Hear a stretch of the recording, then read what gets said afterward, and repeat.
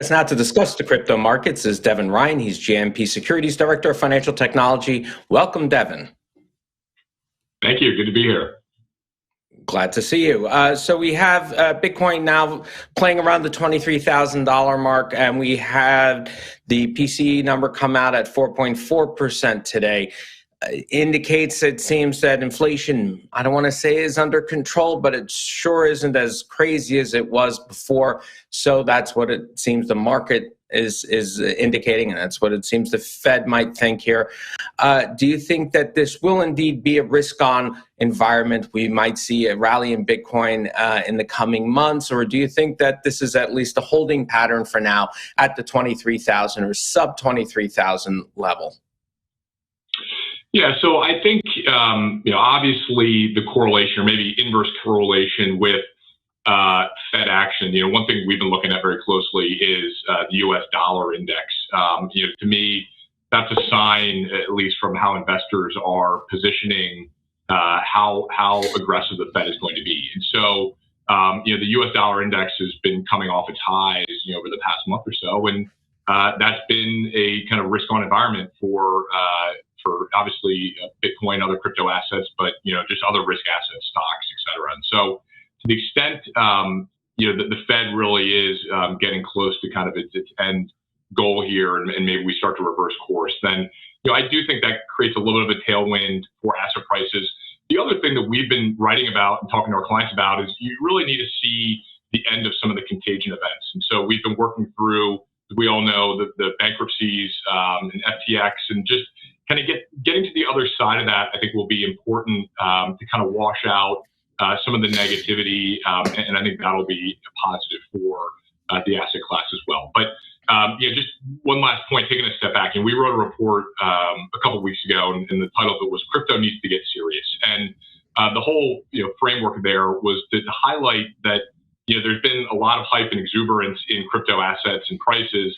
Now that we've had this major washout, the projects that actually have real utility are going to get value and capital, and the ones that don't, eventually go away, in our opinion. And so we highlighted 70 different projects where blockchain is being utilized, and in our opinion, kind of shows maybe more the serious angle of the technology. And I think that's important. That's going to be important for any sustained rally. These kind of near-term ups and downs, and whether it's Bitcoin or other crypto assets, to me is more, there's a little bit of macro in that.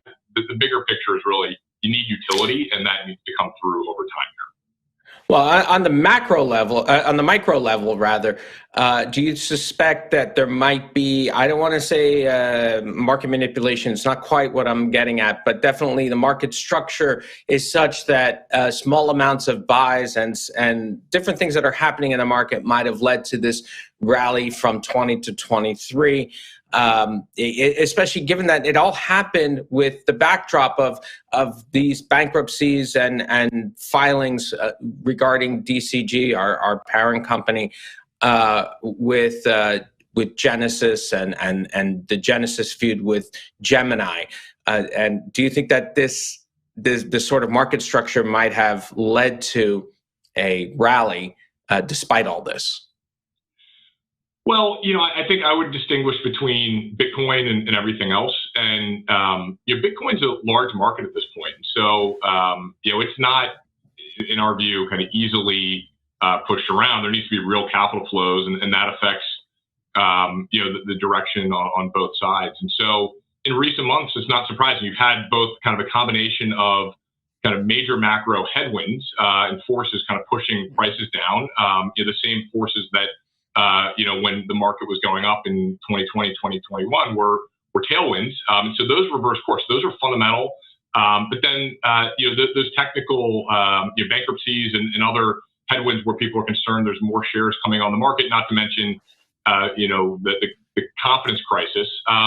Those have been major headwinds as well. Those have started to abate a bit here, because I think that we're starting to, I covered financial services and brokerages through the financial crisis. And in the moment, there's a lot of uncertainty, and when there's uncertainty in markets, people generally move to the sidelines to wait and figure things out. Once you get a little more clarity of where things are going, even if it's not a great picture, even if the market's going to remain challenging for those business models, just getting more clarity generally tends to be a good thing for bringing capital back into asset classes. And so I'm looking at this as a similar situation where there is still absolutely a fair amount of uncertainty, and the contagion's not over, clearly.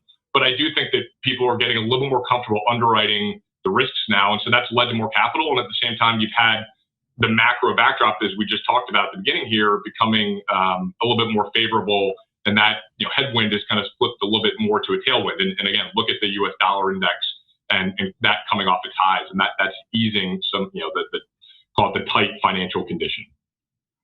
So I guess the question would be, is this tailwind sustainable? And we're seeing this morning a surge in layer 2 tokens such as Polygon's Matic token, as well as Optimism, which is another layer 2 of Ethereum. What's the significance of that? Is the layer 2s a good bet right now compared to ETH and Bitcoin? What are your thoughts?